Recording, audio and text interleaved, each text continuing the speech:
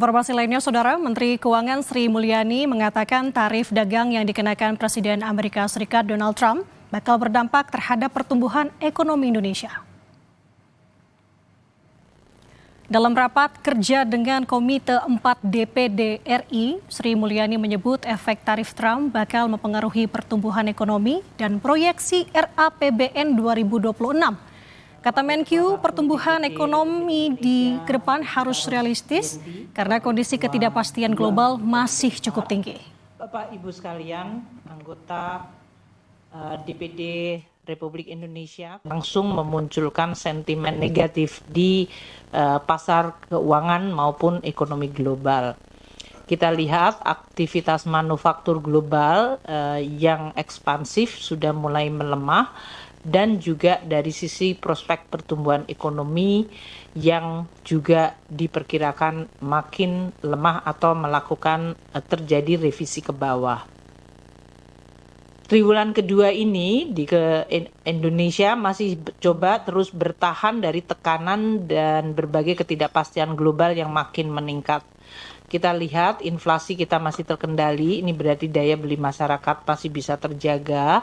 Namun dampak dari ketidakpastian global mulai terlihat di manufaktur sektor yang masuk kepada zona kontraktif. Bulan April, Mei, Juni semuanya di bawah 50, yaitu 46,7, 47,4, dan 46,9.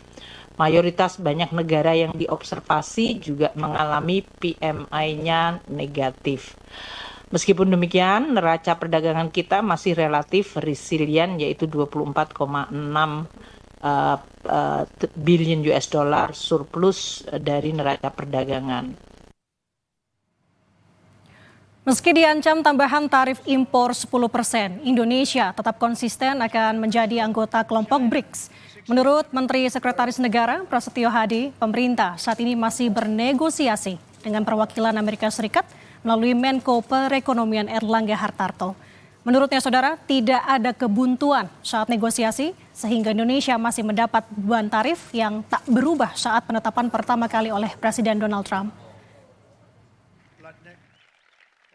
Melanjutkan upaya untuk bernegosiasi dengan pemerintah Amerika Serikat kan.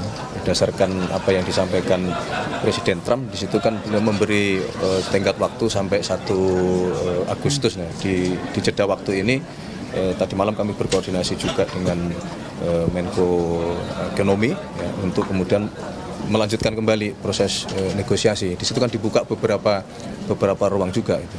Kalau kaitannya dengan rencana pengenaan kembali tarif 10% bagi anggota BRICS, kami merasa ya itu bagian dari keputusan kita kalau kita bergabung dengan BRICS yang kemudian itu ada konsekuensi, ya mau tidak mau harus kita hadapi kan. Akhirnya kan 30